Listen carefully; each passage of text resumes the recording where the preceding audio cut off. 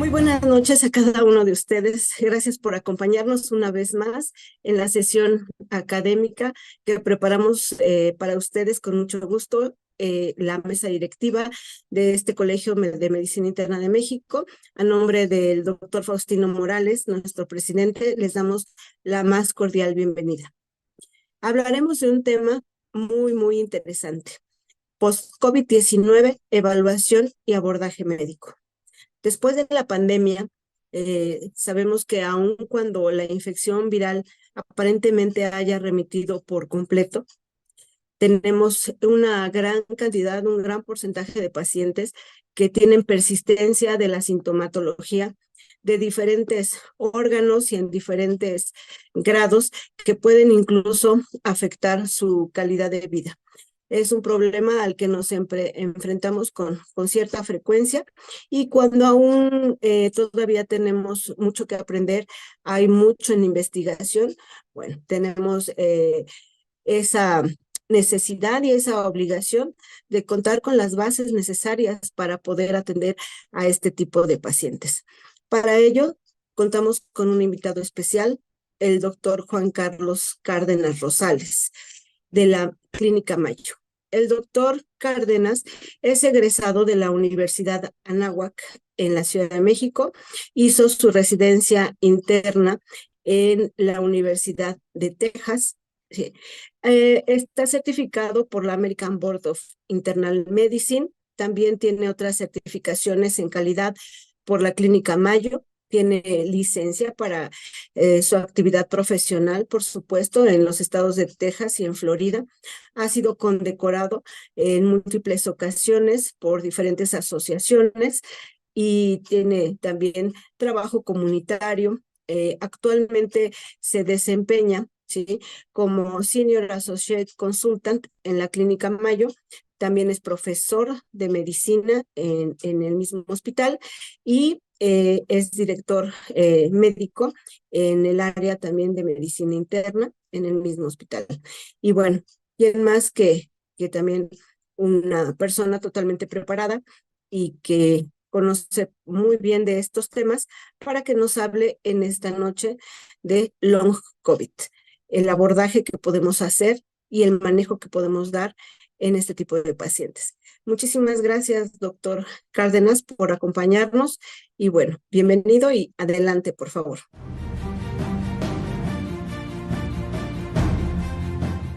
Bueno, buenas noches. Soy el doctor Cárdenas. Muchísimas gracias por esta invitación a dar esta plática como parte de las actividades académicas del Colegio Mexicano de Medicina Interna. El día de hoy vamos a hablar sobre el síndrome post-COVID, lo que es el post-sequela of COVID-19, la evaluación y el manejo actual. Entonces, vamos a empezar con los objetivos de esta presentación. Es prácticamente definir y evaluar lo que son las condiciones post-COVID. También el describir los síntomas más comunes asociados con las condiciones post-COVID y también determinar lo que son las evaluaciones necesarias para el abordaje y manejo de las complicaciones post-COVID y los síntomas persistentes asociados con esta condición. Dentro de las definiciones, actualmente no hay una definición aceptada como tal sobre los estadios en en la fase de recuperación del COVID-19. Hay diferentes organizaciones como la CDC o la Organización Mundial de la Salud que, bueno, son estas definiciones las que son las más aceptadas actualmente.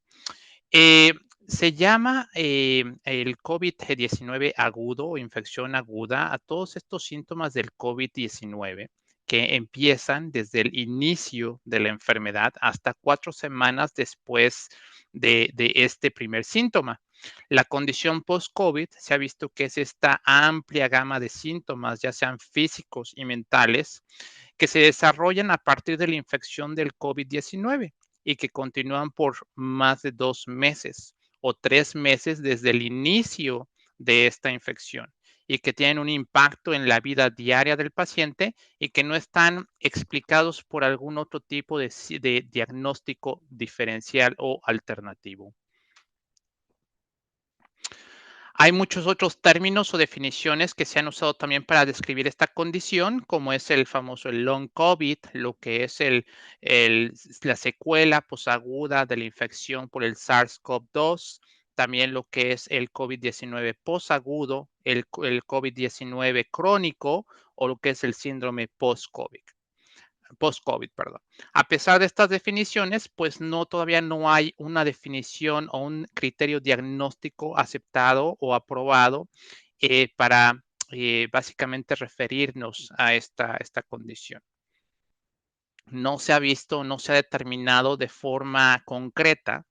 si este es un nuevo síndrome único del COVID-19 o si esto es una combinación entre la etapa de la recuperación con otro tipo de condiciones infecciosas o que pueden estar relacionadas con la infección primaria del COVID-19. Bueno, si esto se refiere a un nuevo síndrome único del COVID o si es una combinación de diferentes factores infecciosos inflamatorios que pueden estar entrelazados o pueden estar también desencadenados por esta condición, pues es algo que todavía se tiene que determinar y hay mucha investigación en estos momentos para básicamente evaluar lo que es la prevalencia y la severidad de estos síntomas del post-COVID. Las principales limitaciones metodológicas es que los estudios que se han hecho son muy pequeños y bueno, carecen de una población de control, carecen también y bueno, están también sometidos a estos bias también de selección y de reporte y también carecen de lo que son protocolos de evaluación estandarizada también que nos pueden demostrar con más evidencia este tipo de factores. En cuanto a la prevalencia de las condiciones post-COVID o del post-COVID, del síndrome post-COVID-19, realmente se desconoce. Hubo un estudio muy grande que se hizo en el 2022, que fue publicado en JAMA, en el que se hizo un metaanálisis de aproximadamente 54 estudios y 12 bases de datos de récords médicos de 22 países entre los meses de marzo 2020 y enero del 2022. A los 3 meses, el 6.2% de los individuos que tuvieron un COVID-19 sintomático experimentaron al menos alguno de las combinaciones de síntomas. Entre los más comunes fueron la fatiga persistente, aparte del dolor, este dolor generalizado, estos también cambios en el estado de ánimo, lo que son los problemas cognitivos y también lo que son problemas respiratorios. En cuanto a los síntomas, ha habido diferentes estudios, sobre todo series de estudios observacionales, que han descrito los síntomas persistentes en pacientes después de que tuvieron la infección por COVID-19. Algunos de estos estudios, como podemos ver, se publicaron entre los años de 2020, 2022. Y bueno, entre los síntomas persistentes que se vieron más relacionados con la condición del post-COVID-19, se vio que la fatiga era uno de los síntomas más comunes en un 13 a un 87% de los casos, la dificultad para respirar en un 10 a un 71% de los casos, lo que es el dolor de pecho de un 12 a un 44% de los casos, y lo que es el síntoma de la tos también en un 17 a un 34% de los casos. Esto es básicamente los síntomas más comunes y me gusta esta gráfica porque nos expresa los órganos que son más frecuentemente afectados en la condición del post-COVID-19, entre los que tenemos lo que es el sistema cardíaco, el sistema digestivo, el sistema urinario, obviamente lo que es el sistema inmunológico, los sistemas de la sangre, los aspectos psicológicos que también juegan un papel muy importante dentro de esta constelación de síntomas del post-COVID-19, aparte de síntomas neurológicos y síntomas también que tienen que ver con el sistema reproductor.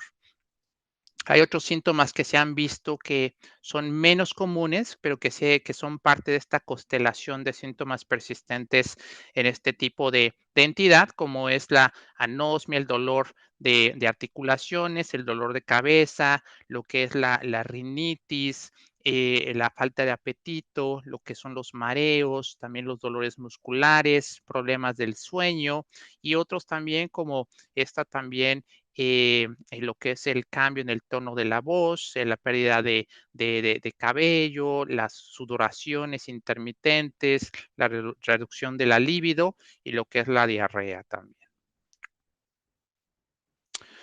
Dentro de la evaluación general, realmente hasta estos momentos no hay un protocolo o un criterio diagnóstico o de evaluación descrito como tal. Lo que yo les voy a presentar en estos momentos es lo que nosotros, el protocolo de evaluación y manejo que nosotros hacemos en la Clínica Mayo, como parte también de la clínica del post-COVID,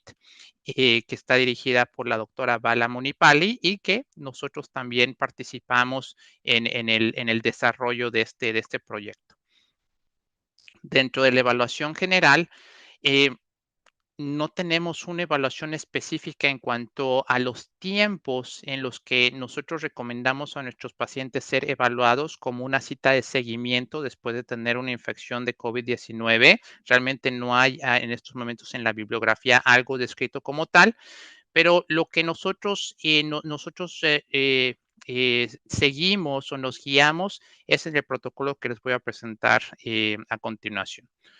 Para los pacientes con una condición de leve a moderada que no requirieron hospitalización y que van mejorando poco a poco, pues realmente no se recomienda una cita de seguimiento de rutina, salvo que el paciente lo requiera o si hay síntomas persistentes, progresivos, o si el paciente genera nuevos síntomas a partir de la infección aguda. Para pacientes con una condición más severa o aguda y que requirieron hospitalización, generalmente les recomendamos darles cita de seguimiento en una semana, pero no más de 2 a 3 semanas después de que se dieron de alta del hospital o de la clínica de rehabilitación. Se ha visto que las readmisiones al hospital se pueden reducir al tener estos seguimientos muy cercanos al darse de alta los pacientes. Entonces es súper importante tratar de ver a todos estos pacientes que tuvieron una enfermedad más severa, aguda o que requirieron hospitalización en un periodo de una semana después de haberse dado de alta. En general, todos los pacientes, después de que ya se recuperan de la infección aguda, se les estimula para que puedan regresar a tratar de hacer sus actividades diarias.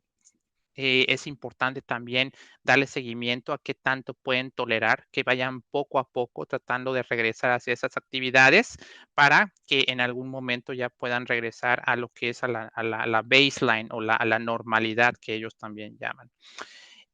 Los pacientes que tienen una enfermedad leve, pues se ha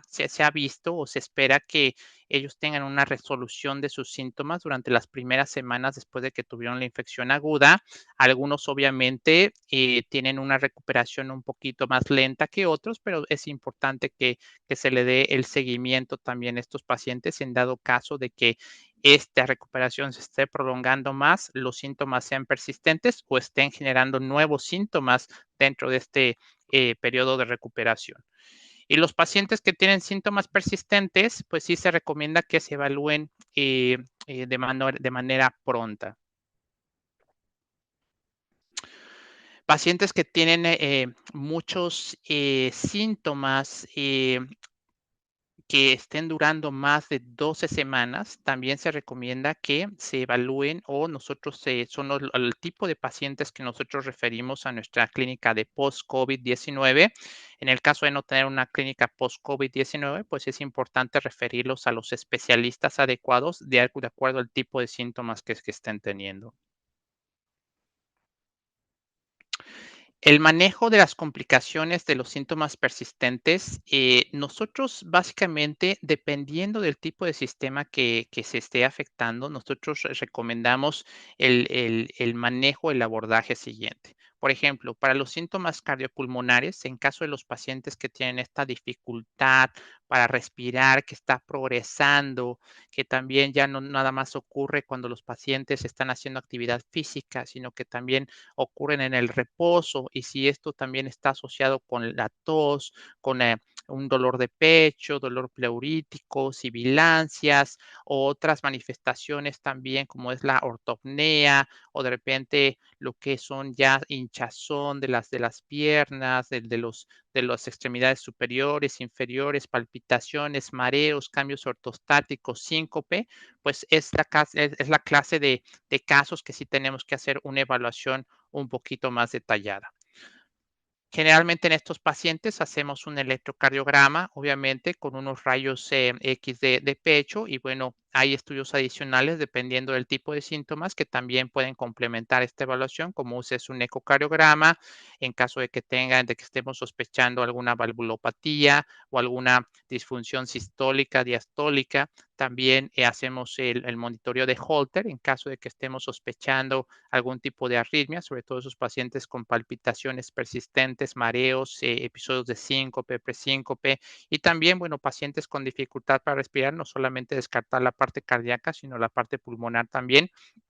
en la que recomendamos pues hacer también el tipo de estudios pulmonares como espirometrías, rayos X también del pecho, pruebas también el caminar a los 6 minutos, también para evaluar esto de forma más efectiva, lo que llamamos el 6-minute walk. Y en cuanto al manejo, pues no hay algún tipo de información hasta estos momentos, alguna evidencia en cuanto al manejo de los síntomas cardiopulmonares persistentes. Hay muchísima investigación en estos momentos, pero no hay un manejo, un medicamento como tal. Todo depende también del manejo de los síntomas, que es similar a cualquier otra entidad. O sea, si el paciente llega con dolor de pecho, dificultad para respirar, pues el abordaje tiene que ser para tratar de descartar las causas más comunes de este tipo de situaciones y obviamente si hay el antecedente del COVID-19, pues tomar en cuenta esta situación para poner siempre la condición post-COVID como parte de los diagnósticos diferenciales, aunque este diagnóstico siempre va a ser un diagnóstico de exclusión. Siempre tenemos que descartar las causas más comunes de este tipo de padecimientos antes de voltear a ver a lo que es el post-COVID-19 como una posible causa de estos síntomas. En el caso de la dificultad para respirar, lo que es la disnea, se ha visto que esta disnea puede estar asociada con los episodios de neumonía del COVID-19 y generalmente mejora de manera lenta dependiendo también, bueno, mejora de manera lenta y especialmente en aquellos pacientes que tuvieron una afectación, ya sea pulmonar o una debilidad neuromuscular, sobre todo esos pacientes que estuvieron intubados, que estuvieron conectados al ventilador por mucho tiempo. Entonces, ahí sí puede ser la recuperación un poquito más prolongada de 6 a 12 meses. En términos generales, el abordaje que nosotros seguimos para este tipo de pacientes después de que tuvieron la infección aguda, tratamos de básicamente manejar la razón de la dificultad para respirar. Muchas veces esta puede ser una cuestión multifactorial, sobre todo en aquellos pacientes que originaron neumonía, que tienen este proceso que llamamos en deconditioning también, que se ven pacientes que estuvieron hospitalizados por mucho tiempo, que estuvieron conectados al ventilador, lo que ya habíamos platicado de la debilidad neuromuscular, también la exacerbación en pacientes que ya tienen una enfermedad pulmonar de base, como es el EPOC, como es la fibrosis pulmonar, pacientes que tengan estenosis traqueal también secundaria a la intubación o pacientes que ya tienen lo que es una insuficiencia cardíaca de base. Entonces, básicamente tratamos de evaluar lo que es la razón que nosotros consideramos que puede estar originando este tipo de síntoma y basado en eso, pues decidimos lo que es el manejo. Eh, También es súper importante tratar de optimizar lo que son los medicamentos, sobre todo en aquellos pacientes que ya tienen una enfermedad pulmonar o una enfermedad cardíaca de base. También utilizamos esta escala para lo que llamamos el Modified Borg Scale para evaluar lo que es la intensidad de la dificultad para respirar o de la fatiga, que como ustedes pueden ver es una escala que va de 0 a 10, dependiendo del grado de severidad de este tipo de síntomas. Y basado en esto, los síntomas leves o con un Borg score de menos de 3 que no tienen algún tipo de requerimiento de oxígeno y que no tienen ninguna otra causa cardíaca que pueda estar explicando los síntomas, generalmente recomendamos ejercicios de respiración y también las breathlessness management strategies, que esas están disponibles en, inclusive en la página de la American Lung Association, que ustedes pueden ver cuáles son esos ejercicios que recomendamos a nuestros pacientes para tratar de mejorar esta situación. Se ha visto también que los corticosteroides pueden ser considerados en aquellos pacientes con una eh, organizing pneumonia, con una neumonía más severa, o también aquellos pacientes que tuvieron alguna ARDS, que también puede ser como una complicación de algún tipo de esta neumonía. Se ha visto que el papel de los esteroides también es importante, y esto está basado en estos estudios que se han hecho, que aunque son pequeños, pues nos dan nos enseñan cierto tipo de beneficio en este tipo de casos. Se vio en uno de estos estudios, fue un estudio retrospectivo de 837 sobrevivientes del COVID-19, que el 5% tenían evidencia de esta organizing pneumonia, y después de tener el tratamiento por los corticosteroides, bueno, resultó en una mejora de los síntomas, en una mejora también en los estudios de imagen y en la función pulmonar. El segundo estudio que les mostré eh, fue publicado en el en el European Respiratory Journal, y fue un estudio también randomizado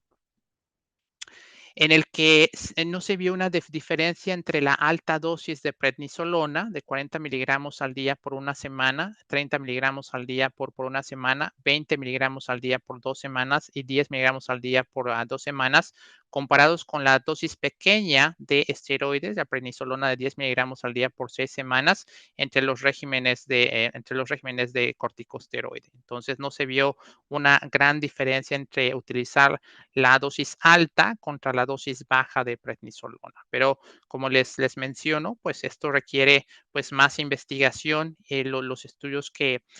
tenemos hasta estos momentos, pues o son estudios pequeños o no con una evidencia real. Entonces,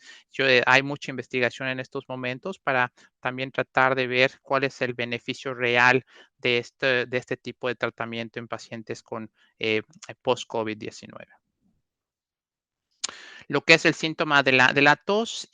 nuestro abordaje es prácticamente similar a cualquier paciente que tiene este síndrome o que tiene esta tos postviral. Siempre tratamos de ver cuáles son otras causas que no estén exacerbando, contribuyendo en estos síntomas, como alguna historia de enfermedad por reflujo, lo que es el asma, que muchas veces se pueden exacerbar o pueden exacerbar esta tos después de la infección por el COVID-19. La terapia en este tipo de casos es solamente pues conservadora, solamente con los medicamentos que son supresores o antitusivos, como es el benzonatato, la guaifenicina, el dextrometorfan, en caso necesario. También se pueden llegar a considerar lo que son broncodilatadores inhalados o glucocorticoides, que son realmente no prescritos de manera frecuente, salvo que, bueno, haya pacientes ya con una enfermedad pulmonar de base. Y los opioides, pues raramente se justifica su tratamiento para la tos, debido al riesgo que muchas veces es mayor que el beneficio de tener de tratar este tipo de síntomas. Muchas veces todos los efectos adversos relacionados con este tipo de medicamentos también pues no, por esta razón no se considera como un tratamiento de primera línea. Muchas veces también pues, estos medicamentos pueden afectar lo que es el sueño y obviamente reducir también lo que es la calidad de vida de muchos de estos pacientes, sin mencionar también los efectos sedativos que pueden hacer a nuestros pacientes pues mayores tener o ser más propensos a caídas o accidentes. En cuanto al dolor de pecho, eh, esta sensación de disconfort en el pecho, realmente no requiere de un tratamiento como tal, salvo que esté interfiriendo en lo que son las actividades diarias del paciente. Para aquellos casos en los que hay un dolor de pecho severo, persistente, pues muchas veces se puede prescribir antiinflamatorios no esteroideos, obviamente tomando en cuenta que el paciente no tenga algún tipo de disfunción renal o alguna otra contraindicación. Muchas veces se recomienda empezar estos medicamentos a la dosis efectiva más baja, por ejemplo, por un periodo de tiempo bajo, por ejemplo, el ibuprofeno de 400 a 600 miligramos cada 8 horas, en caso necesario, por un periodo de 1 a 2 semanas. Muchas veces, si estos dolores de pecho están asociados a un broncoespasmo, si escuchamos un poco de sibilancias, pues podemos también agregar lo que son los broncodilatadores inhalados y obviamente si estamos sospechando algún tipo de miocarditis, pues eso requiere una evaluación urgente y una consulta con cardiología inmediatamente. En los casos de, como habíamos dicho, algún infarto al miocardio, miocarditis o fibrilación auricular, pues lo primero es estabilizar al paciente y si el paciente requiere una evaluación urgente, pues mandarlo a la sala de emergencias o al hospital, obviamente tener el referral con el cardiólogo y más adelante con este tipo de pacientes, evaluar si se pueden beneficiar de una rehabilitación cardíaca después de que sus problemas cardiovasculares han sido evaluados, manejados y tratados. Entonces, es muy importante también en el diferencial de estos pacientes con post-COVID-19, pues obviamente ver otras causas también de este dolor de pecho, como es la angina inestable, una hipertensión mal controlada, también lo que son estenosis aórticas significantes, algún tipo de arritmias, muchas veces insuficiencias cardíacas descompensadas, bloqueos de tercer grado, pericarditis, miocarditis y algún embolismo reciente. Entonces, todos estos pacientes, pues sí tenemos que tener una evaluación un poquito más detallada, sobre todo si estamos sospechando alguna de estas complicaciones. Para aquellos pacientes con cambios ortostáticos o con una disautonomía, que quiere decir que desarrollan estas taquicardias sinusales o mareos también que no están explicados por algún otro tipo de situación, bueno, recomendamos una hidratación adecuada, lo que son también las medidas de compresión, terapia física y muchas veces modificaciones en lo que es aspectos ya más psicológicos o aspectos de la conducta. Si todo esto falla, pues ya tenemos que referir a estos pacientes con neurología, con cardiología, en el caso de que ya estemos sospechando una disautonomía como tal, o también con la clínica del POTS, también en caso de que estemos sospechando este tipo de entidades que son más raras, pero que se ha visto pueden estar en relación también con la presentación persistente del COVID-19. En cuanto a la fatiga, lo que es la Academia Americana de Medicina Física y de Rehabilitación ha desarrollado este consenso en colaboración con muchas disciplinas para dar una guía sobre lo que es la evaluación y el manejo de la fatiga después de una infección por COVID-19. El consenso, como lo pueden ver ustedes en estos momentos, pues ha sido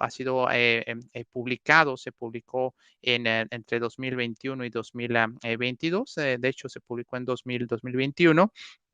Y lo que ellos hacían, estas fueron las recomendaciones para la evaluación de esta fatiga que puede estar en relación con el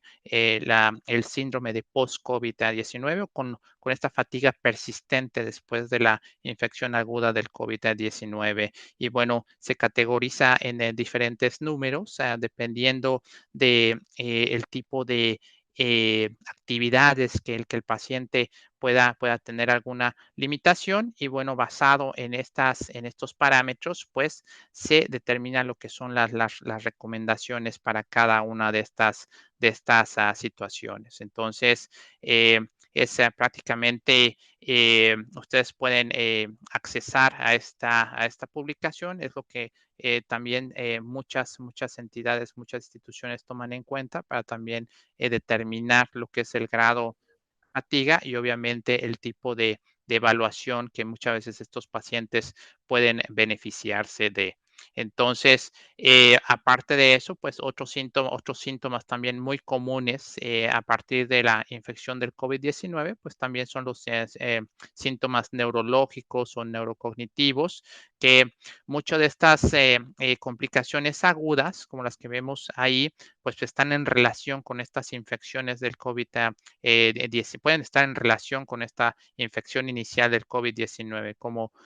lo que es un stroke, lo que es un infarto cerebral, las encefalopatías hipóxicas, convulsiones, también la debilidad neuromuscular asociada con la enfermedad crítica, lo que es el síndrome de Guillain-Barré y lo que son encefalitis, todas estas complicaciones que pueden estar, como ya mencioné, en relación con la infección inicial del COVID-19. En este tipo de síntomas, es muy importante hacer una buena historia neurológica, también evaluar lo que es el grado de déficit residual o secuela que puede estar impactando lo que es el estatus funcional del paciente, también evaluar eh, eh, lo mismo que en otros pacientes, si de repente vemos una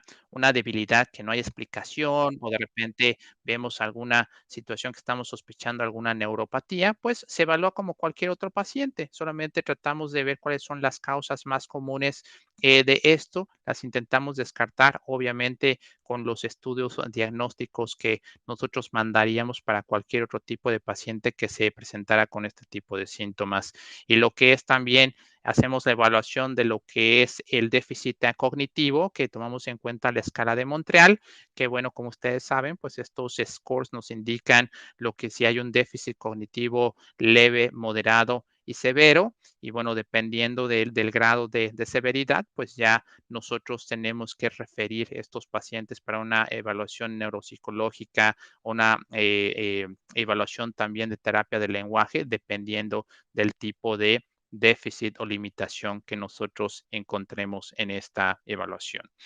En cuanto a los síntomas olfatorios o gustatorios,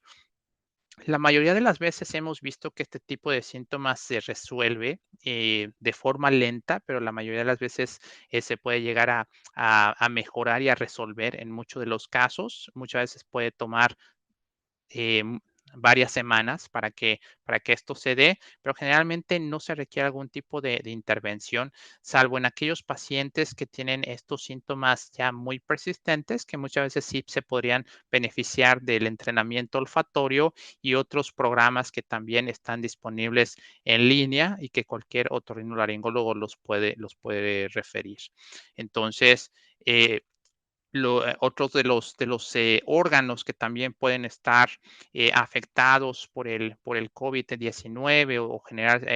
condiciones, situaciones persistentes después del COVID, pues eh, tenemos lo que es el riñón y el hígado, en estos casos que pueden provocar este tipo de disfunciones del riñón o del hígado, pues obviamente en este tipo de pacientes se tiene que hacer un abordaje completo para saber cuál es la razón de tener esta disfunción tanto renal como hepática. Debe ser manejada este tipo de condiciones por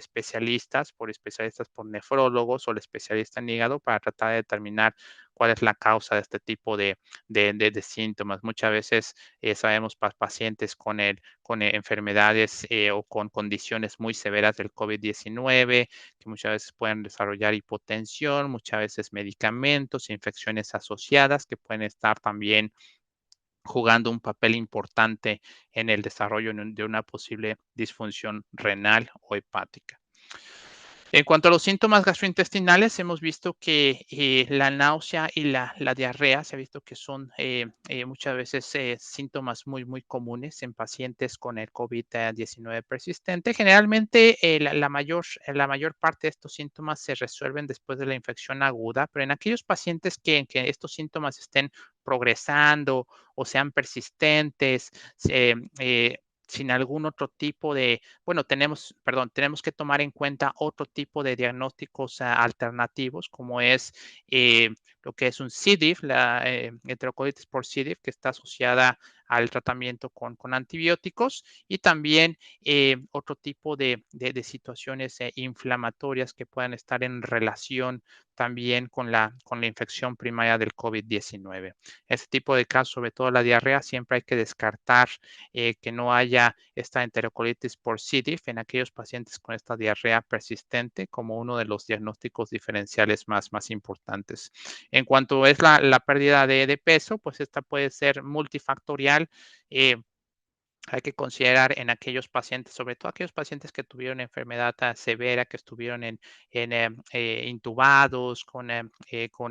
ventilación mecánica, pues sí se debe de tomar en cuenta este tipo de factores, sobre todo ver estos factores de la desnutrición, el estado catabólico también en aquellos pacientes que tengan una disfunción para poder tragar o pasar los alimentos que puedan jugar un papel importante en la pérdida del peso. Y bueno, aquellos pacientes también que pierden lo que es el sentido del gusto o el sentido también del olfato, pues también puede desencadenar una falta de apetito con la consecuente también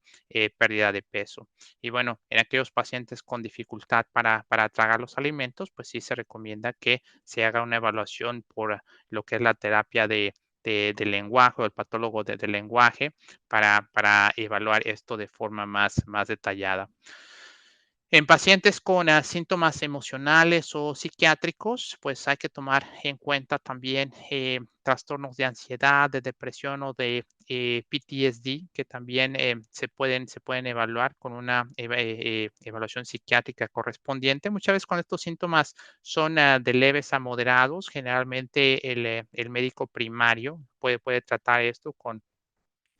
algunos ansiolíticos o algunos medicamentos para la depresión, pero ya en casos más severos, pues sí se recomienda tener ya la consulta por una especialista, por una psiquiatra, para tener una evaluación un poquito más detallada, sobre todo esos pacientes que tienen ya limitación en realizar sus actividades o aquellos pacientes con ideación suicida o homicida que muchas veces ya requieren una evaluación también intrahospitalaria. En cuanto a los síntomas dermatológicos, bueno, se ha visto que la alopecia o lesiones también de la piel pueden estar en relación con estos síntomas persistentes del COVID-19.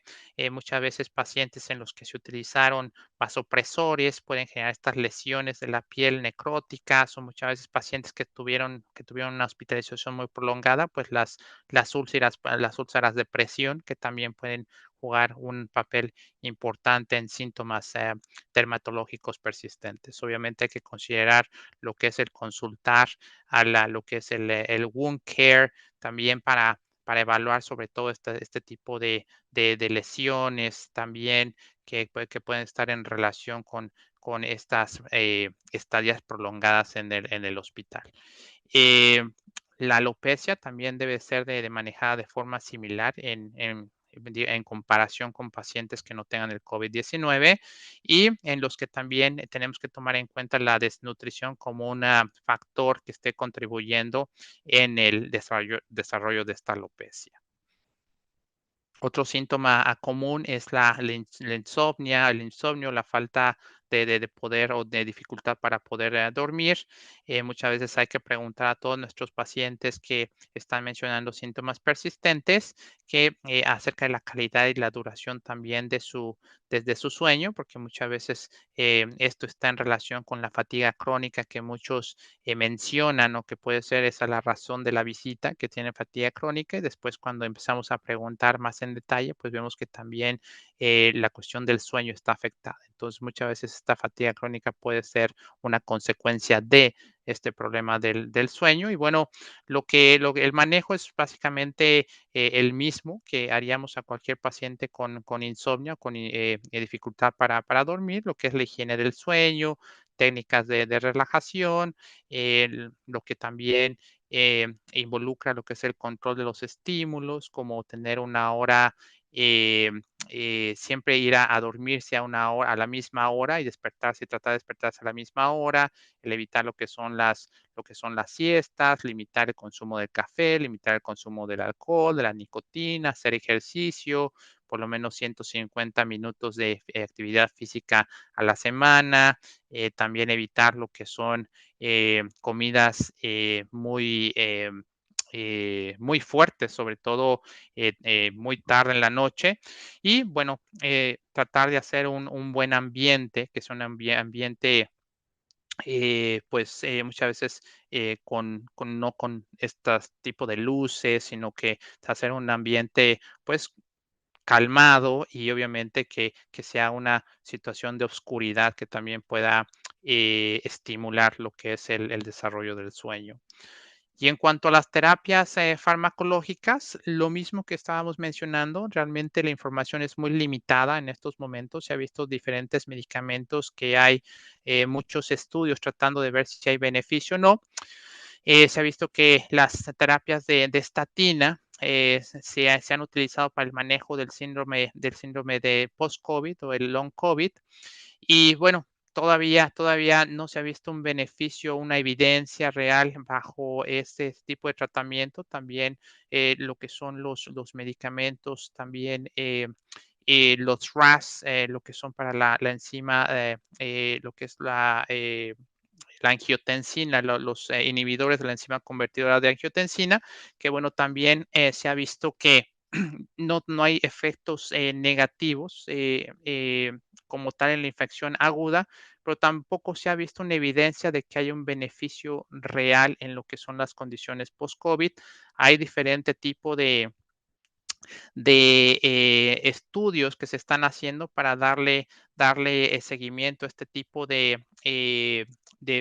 beneficios promisorios que se ha visto, pero hasta el momento no hay evidencia de que estos medicamentos sirvan o no. Lo mismo con los medicamentos antihistamínicos, que bueno, esto basado también en lo que es la activación de los mastocitos en pacientes con post-COVID-19, que se ha visto que podría ser uno de los gatillos que también pueden generar este tipo de condición. Se ha visto que al usar antihistamínicos esto se podría evitar o disminuir lo que es la severidad del síndrome post-COVID, pero bueno, todavía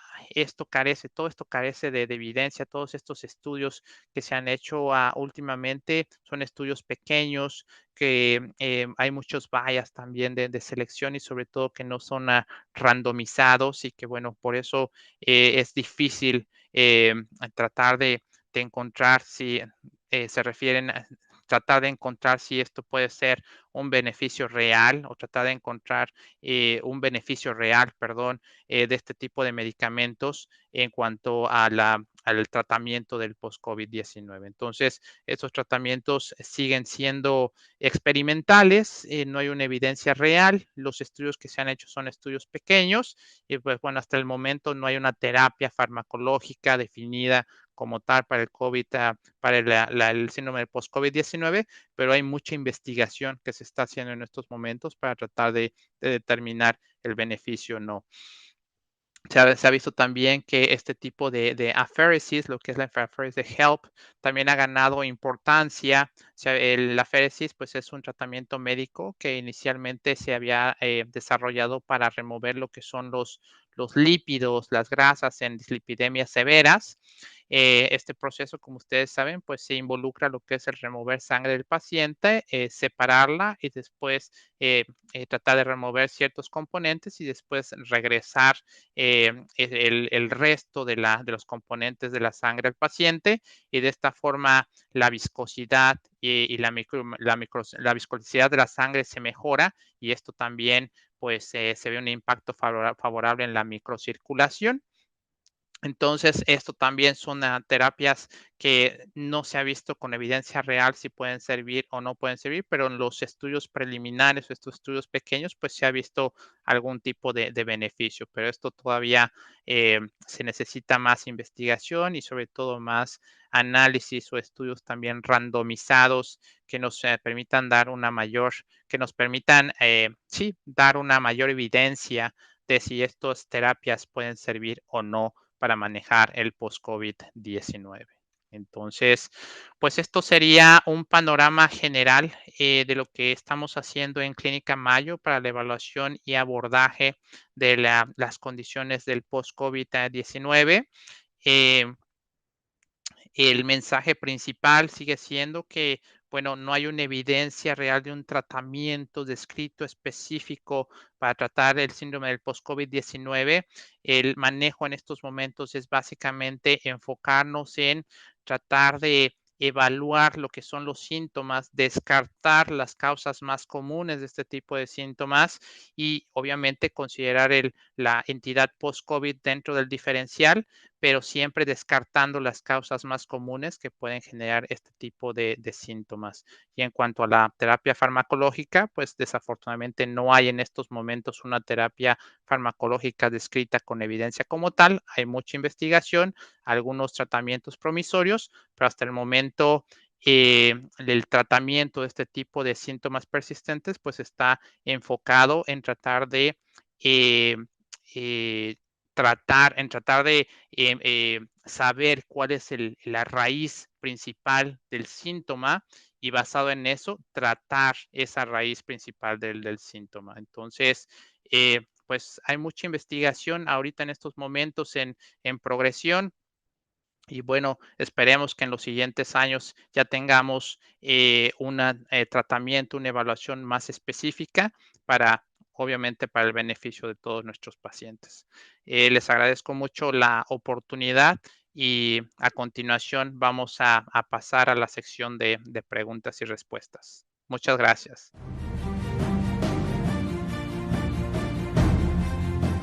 Buenas noches, tengan todos, estimados colegas.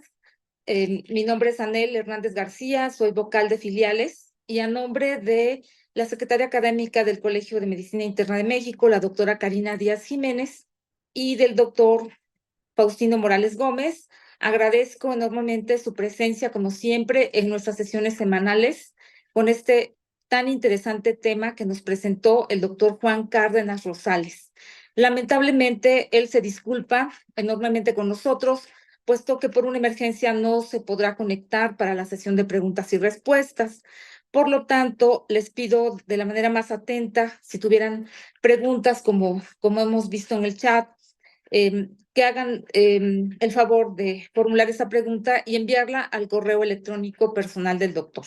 El correo ya lo mencionamos en el chat de Facebook, pero lo repito, es cárdenasrosales.juan@mayo.edu. Y él se compromete a contestar sus preguntas. Y nada más, como mensaje final, quisiera reiterarles que revisen la plataforma del Colegio de Medicina Interna,